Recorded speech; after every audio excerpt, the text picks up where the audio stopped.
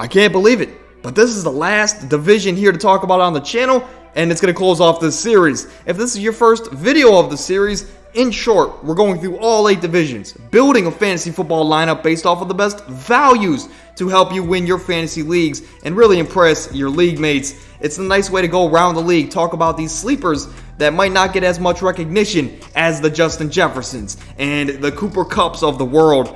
It's going to help you win your leagues. If you enjoy fantasy football at all, this is the channel for you, as we're on the road to 500 subs on the channel, and we have plenty of mock drafts and fantasy advice on the way before our drafts here in a couple weeks, including some big news here in just a moment. But without further ado, let's dive into the NFC West to close off this series.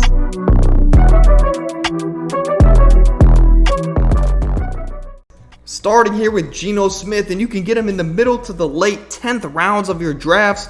Absolute steal here for Geno Smith. But before we get into that, the big news that I promised, next Wednesday, we're going to be back with another draft strategy video. So if you want to see someone draft from your spot in your fantasy leagues with your fantasy settings, drop a comment down below. Let me know how many teams are in it. If it's half-point PPR, standard, what kind of league is it, how many teams is in it, and where your spot is. It's always good to get another opinion on how you should approach your drafts here in fantasy off-season. So why not? Drop that comment and I'll maybe get to it here for next Tuesday's video. But next Friday, I'm going to be releasing my top 200 to 250 big board on the season, so be on the lookout for that.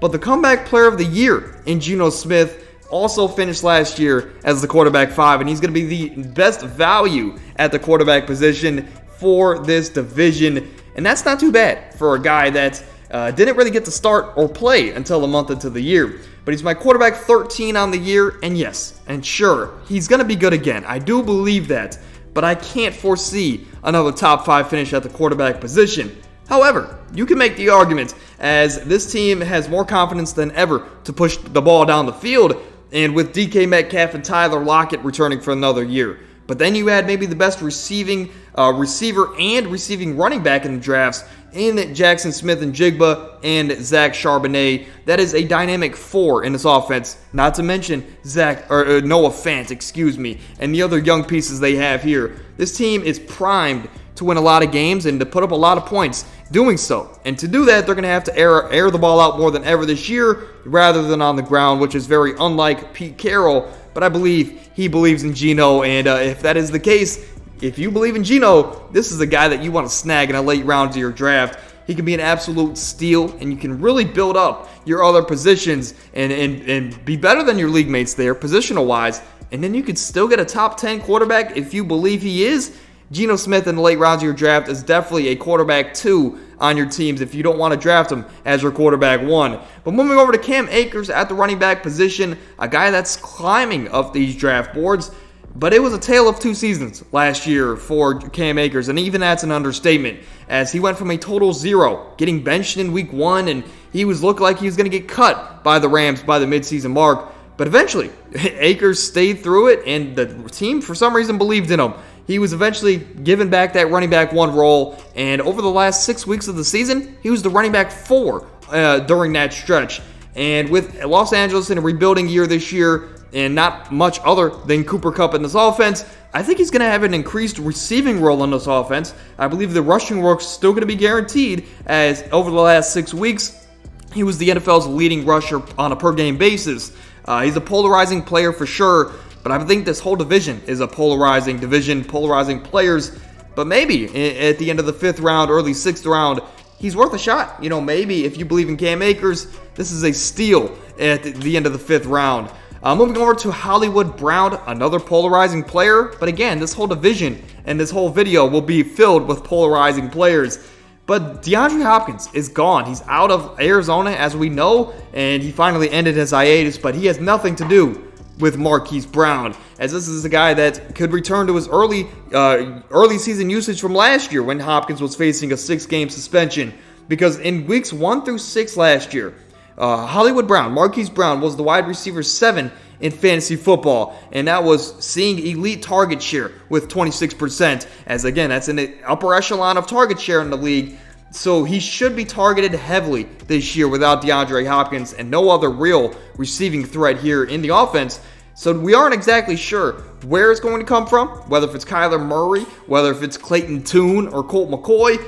But with Hollywood's speed and his playmaking ability, even on just a small screen pass, he has the ability to make something out of nothing each and every play. As long as he has the quarterback to get the ball to him and accurately, I think Hollywood Brown has a chance to be a high-end wide receiver 2 this upcoming year. And if you can get that at the end of the 7th round, at the early 8th round, I think that's an absolute steal. But at the worst case scenario, right, let's say Kyler Murray misses 8 games this year. I think at the worst case scenario, this is a pick that you make in the 7th, 8th round, and you stash him for the second half of the year for the championship run, quote unquote, in fantasy football. Moving over to the tight end position, again, polarizing players continue for this division, but George Kittle, this is a guy that's coming off of a very strange season, to say the least, as he did have a career high, 11 touchdowns, and a majority of that came with Brock Purdy in the second half of the year, but he also had the lowest receiving yards per game since his rookie season.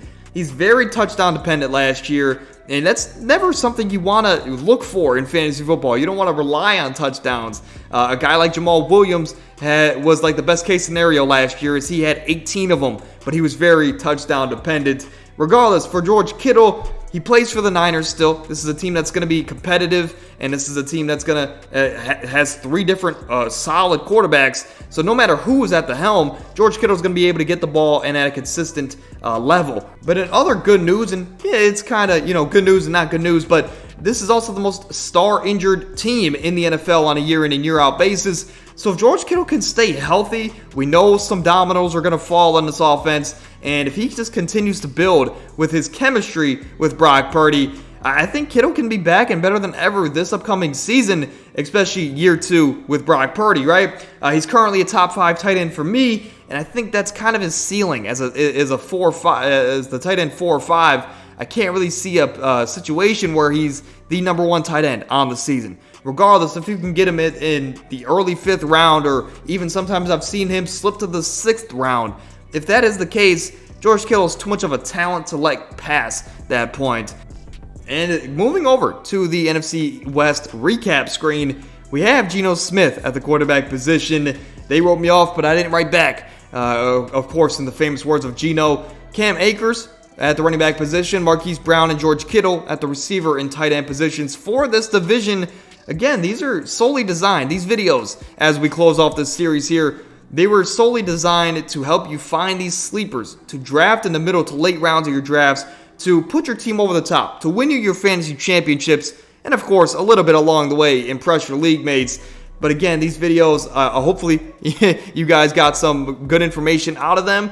But we have some bigger and better stuff coming here on the channel. Next week, we have some mock drafts. We have some top 200 big boards coming next Friday. So be on the lookout, as if you enjoyed the channel at any point, all I ask for is you like the video, subscribe to the channel, and maybe, if you're feeling generous, share it to a friend. I don't care if you go on your grandmother's phone and subscribe to the channel. Do whatever you have to do. I appreciate it all here on the channel. But that's going to do it, as I'll see you guys next Tuesday for another great week of videos here. Enjoy your weekend of football, as football is back here. Finally, it feels like it's been forever. And without further ado, we'll see you guys then. Have a great weekend of football. Stay happy, stay healthy. We're out.